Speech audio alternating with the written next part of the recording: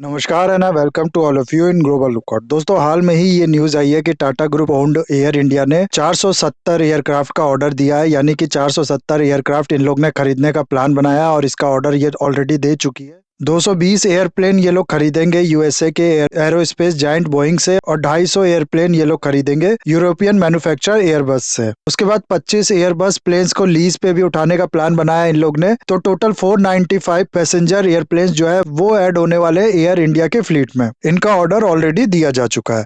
Now कहीं कहीं आप लोग को ये नंबर मिलेगा 530। तो जो एग्जैक्ट नंबर है वो बहुत ज्यादा क्लियर नहीं है, बस एक चीज क्लियर है कि बहुत ज्यादा नंबर्स में एयरप्लेन जो है ये एयर इंडिया खरीदने निकला है। नाउ इंडिया को हम लोग जानते हैं कि one of the most populous country है। कई आर्टिकल तो बीच में ऐसे भी छपे थे जिसमें ये बताया जा रहा था कि इंडिया हो सकता है ऑलरेडी सरपास कर गया हो चाइना को पॉपुलेशन में, लेकिन क्योंकि अभी काउंटिंग हुई नहीं है दोबारा से कोई रिलायबल एजेंसीज के थ्रू, इसलिए इसके बारे में कुछ भी बताया नहीं जा सकता। लेकिन एक चीज तो बहुत ज्यादा क्लियर है कि अगर नहीं भी हुआ है तो कुछ सालों में चाइना को सरपास कर लेगा इंडिया। और ऐसे इंडिया में जो कि सबसे ज्यादा पॉपुलस कंट्री होगी वर्ल्ड की, इस पॉपुलेशन को सर्व करने के लिए जितने एयरप्लेन्स होने चाहिए, जितने एयरलाइंस या फिर जितना बड़ा हम लोग का ओवरऑल एविएशन सेक्टर होना चाहिए उतना है नहीं। और डोमेस्टिक पॉपुलेशन या फिर डोमेस्टिक मार्केट में तो छोड़ो, हमारा जो डायस्पोरा है वो भी आप लोग को लगभग हर कॉन्टिनेंट में, हर बड़ी कंट्रीज में देखने को मिल जाएगा। उन लोगों को भी सर्व करने के लिए, उन लोगों को विदेश में ले जाने के लिए, वहां से वापस लाने के लिए उतनी सर्विस हमारे डोमेस्टिक एयरलाइंस प्रोवाइड कर नहीं पाते। उतना बड़ा कुल मिला के बात यह है कि हमारा जो पूरा सेक्टर है वो है नहीं,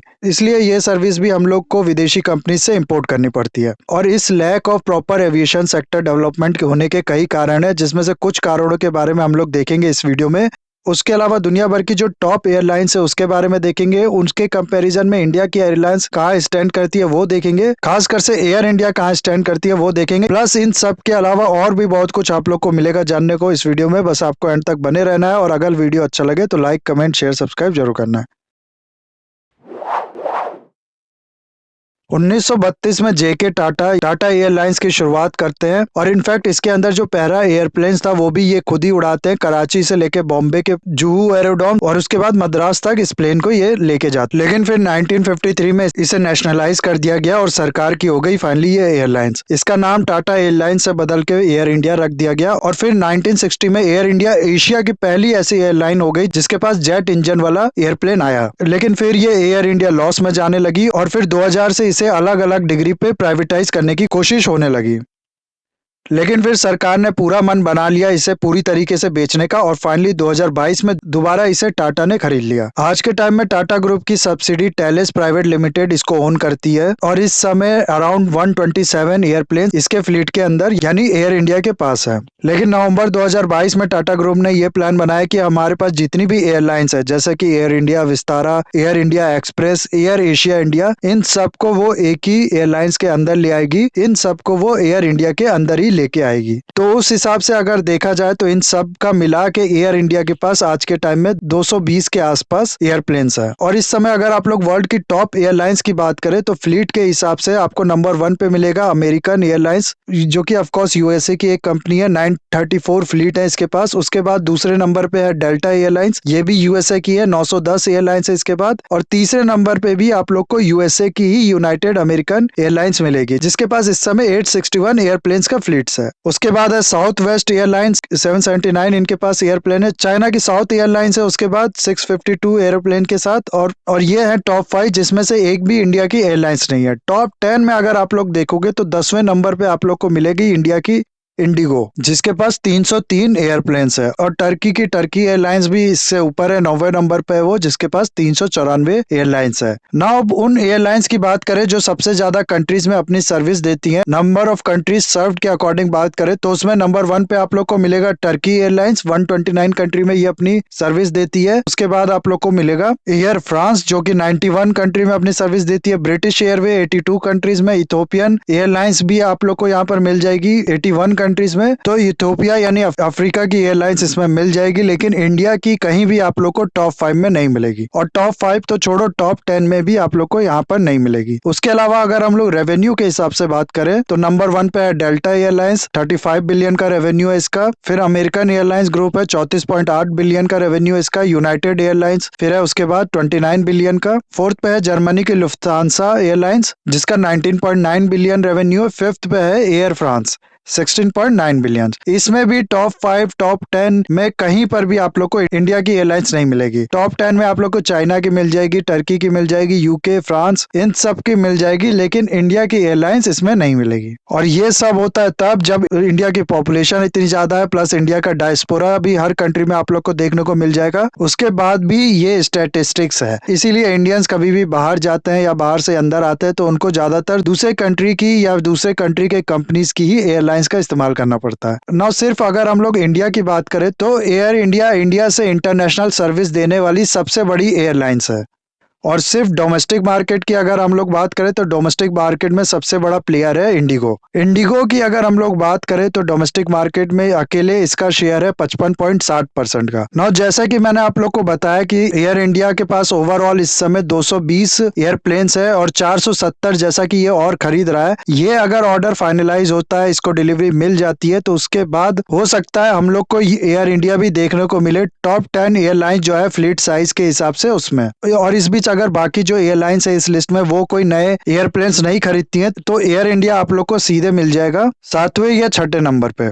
साथ ही साथ इसका मार्केट शेयर भी बढ़ेगा बहुत डोमेस्टिक मार्केट में और इंटरनेशनल मार्केट में, जैसा कि कंपनी ने प्लान किया था इसके टेक ओवर के बाद। लास्ट ईयर ही सितंबर 2022 में एयर इंडिया 5 ईयर प्लान लेके आई थी जिसका नाम था Vihan.ai, जिसमें ये कहा गया था कि हम लोग अगले 5 साल में एयर इंडिया का जो मार्केट शेयर है उसको 30% तक लेके जाएंगे। और इसीलिए इन लोग ने इतने लार्ज स्केल पे एयरक्राफ्ट परचेज करने का ऑर्डर दिया है और टोटल अराउंड 80 बिलियन का ये जो ऑर्डर है ये होगा, ऐसा अनुमान लगाया जा रहा है।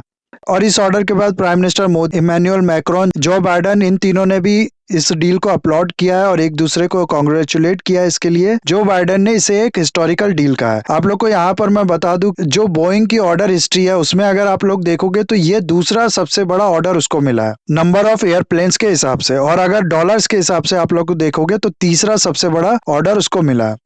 साथ ही साथ ये जो पूरा ऑर्डर है इसने पिछले सबसे बड़े परचेज का जो ऑर्डर था उसका रिकॉर्ड तोड़ दिया है। अब तक सबसे बड़ा रिकॉर्ड था 460 प्लेन का ऑर्डर का इकट्ठे दिया गया था जो कि अमेरिकन एयरलाइंस के द्वारा एक डिकेड पहले, और अब ये रिकॉर्ड तोड़ा जा चुका है एयर इंडिया के द्वारा। इसीलिए इंडिया के पीएम ने भी इसकी तारीफ की है। इमैनुअल मैक्रोन जो है उनने कहा है ये जो डील है वो दिखाता है कि इंडिया और फ्रांस के जो स्ट्रेटेजिक पार्टनरशिप है वो कितने ज्यादा डीपेंड हो चुके हैं। इसके अलावा आज अगर हम लोग इंडिया के एविएशन सेक्टर की बात करें तो हालांकि हाल में काफी ज्यादा इसके लिए काम हुआ है। रिसेंटली इंडिया को एविएशन सेफ्टी में जो रैंकिंग मिली थी वो इसकी हाईएस्ट एवर रैंकिंग थी।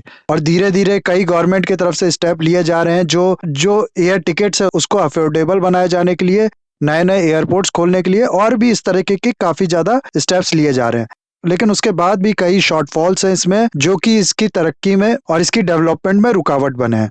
ऐसा कहा जा रहा है कि इंडिया जल्द ही वर्ल्ड का 3rd लार्जेस्ट एविएशन मार्केट बन जाएगा। लेकिन अगर इसके अंदर जो प्रॉब्लम्स है उसकी अगर हम लोग बात करें तो सबसे पहले तो उसमें आता है इंफ्रास्ट्रक्चर की कमी होना। इतनी बड़ी जो पॉपुलेशन है हमारी, उनको सर्विस प्रोवाइड करने लायक इंफ्रास्ट्रक्चर है नहीं, एयरपोर्ट्स उतने हैं नहीं, और जो एयरपोर्ट्स है उनकी कैपेसिटी उतनी है नहीं, जिसकी वजह से कंट्री ज्यादा एयरप्लेन्स को और एयरलाइंस को हैंडल कर नहीं सकता। दूसरा है फिर फ्यूल कॉस्ट का हाई होना। इंडिया में जो एयरलाइंस है उनके ऑपरेटिंग चार्ज के परसेंटेज के हिसाब से अगर हम लोग बात करें तो टोटल जो फ्यूल कॉस्ट उनको पड़ता है वो पड़ जाता है 45% का, और किसी किसी केस में ये 50% तक का भी पड़ जाता है। यानी कि जितना फ्लाइट उड़ाने में खर्चा आ रहा है एयरलाइंस को, उसका 50% तो सिर्फ फ्यूल्स में जा रहा है, जबकि वर्ल्ड का अगर आप लोग एयर एवरेज देखोगे तो ये होता है 30% का। प्लस प्रोसीजरल कॉम्प्लेक्सिटी बहुत ज्यादा है, कई ज्यादा टैक्सेस हैं, कई ज्यादा अप्रूवल्स लेने पड़ते हैं सेंट्रल और स्टेट गवर्नमेंट की वजह से, और इसी चीजों में बहुत ज्यादा टाइम अटका रहता है।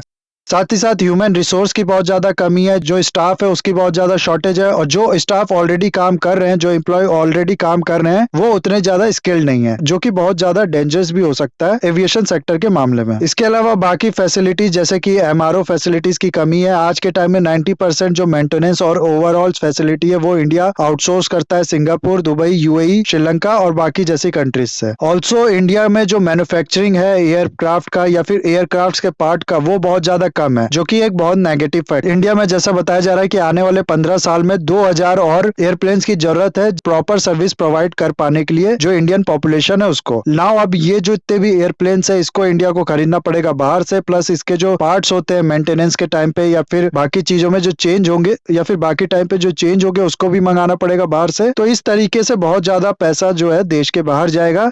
इसीलिए एक मैन्युफैक्चरिंग कंपनी या मैन्युफैक्चरिंग प्लांट इंडिया में भी होना चाहिए। नाउ एक और बड़ा इशू इसमें आता है टिकट कॉस्ट का। एक डाटा अगर मैं आप लोग को बताऊं तो 2019 में टोटल 140 मिलियन लोगों ने एयरप्लेन टिकट खरीदा, लेकिन उसमें से सिर्फ 35 से लेकर 40 मिलियन लोग ऐसे थे जो कि रेगुलर यूज करते थे एयरवेज का अपने ट्रेवलिंग के लिए। बाकी जो 100 मिलियन लोग, उनने या तो इमरजेंसी में पहली बार या फिर बहुत कम एयर ट्रेवल करने वाले लोग थे। ये जो नंबर है 35 से 40 मिलियन, ये सिर्फ 4% हुआ ओवरऑल पॉपुलेशन जो इंडिया की है वो। ये बताता है कि कितने कम लोग आज के टाइम में इंडिया में जो एयर ट्रेवल है उसको अफोर्ड कर पाते हैं। ये 4% अफ्रीकन कंट्रीज में भी आप लोग को इससे ज्यादा परसेंटेज देखने को मिल जाएगा। तो ये सब है कुछ इशू। इसके अलावा और भी इशू है, जैसे कि कार्टिलाइजेशन देखने को मिलता है। जो बड़ी बड़ी कंपनीज है एविएशन सेक्टर में, वो किसी और कंट्री को जल्दी एंट्री नहीं लेने देती है। 1991 के रिफॉर्म से पहले सिर्फ 2 कंपनी थी इंडिया में, एक थी एयर इंडिया और दूसरी थी इंडियन एयरलाइंस। लेकिन 1991 के जब रिफॉर्म लाया गया, प्राइवेट सेक्टर के लिए खोला गया इकोनॉमी को, तो बहुत सी प्राइवेट कंपनीज ने इस लाइन में एंट्री ली। लेकिन कुछ ही कंपनीज इसमें है जो चल पाई, बाकी सब डूब गई या फिर बहुत छोटे लेवल पे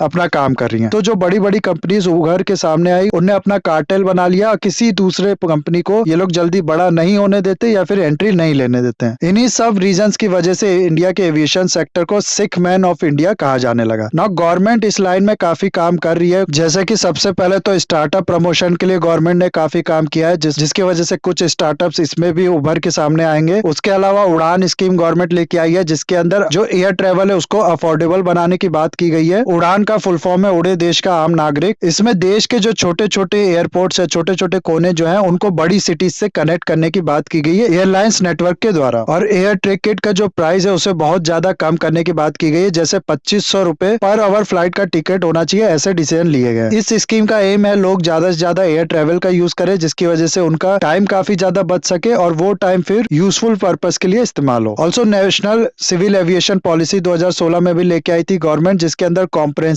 इन सब प्रॉब्लम्स को सॉल्व करने की बात कही गई थी। लेकिन अभी भी काफी ज्यादा कमी है। कुछ और काम जैसे कि डीजीसी है या फिर बाकी स्टाफ जो की रिलेटेड है एविएशन सेक्टर से, उनके स्किल अपग्रेडेशन के लिए काम करने की जरूरत है। प्लस अच्छे स्टाफ को एम्प्लॉय करने की जरूरत है, जिसको वाकई में नॉलेज हो एविएशन सेक्टर के बारे में। सिर्फ ब्यूरोक्रेसी या फिर आईएएस को ऊंचे ऊंचे पोस्ट देने से ये सेक्टर इंप्रूव नहीं करेगा। जरूरत है उन लोगों को इसके अंदर पोस्ट देने की जिनके पास वाकई में एविएशन सेक्टर के बारे में नॉलेज है। इसके अलावा पुराने जो एक्ट हैं, जैसे कि Indian aviation act, aviation rules 1934 और 1937 के, उसको अपडेट करने की जरूरत है। Plus maintenance, repair and overall facility को इंप्रूव करने की जरूरत। इंडिया के पास भी ये फैसिलिटी प्रोवाइड करने की कैपेबिलिटी हो, उसके लिए काम करने की जरूरत है। ये सब स्टेप प्लस और भी स्टेप जो है वो लिए जाएंगे गवर्नमेंट की तरफ से, तभी जाके आगे वाले टाइम में एविएशन सेक्टर को हम लोग एक मजबूत सेक्टर की तरह देख पाएंगे इंडिया के लिए। इसके अलावा आपको क्या लगता है गवर्नमेंट को और क्या स्टेप लेने चाहिए, वो भी मेरे को बताइए आप लोग कमेंट में। बाकी मैं इस वीडियो को यहाँ पर करूंगा खत्म। आई होप वीडियो आपको अच्छा लगा होगा। इसे लाइक, कमेंट, शेयर, सब्सक्राइब जरूर कीजिएगा। That's all, have a nice day, take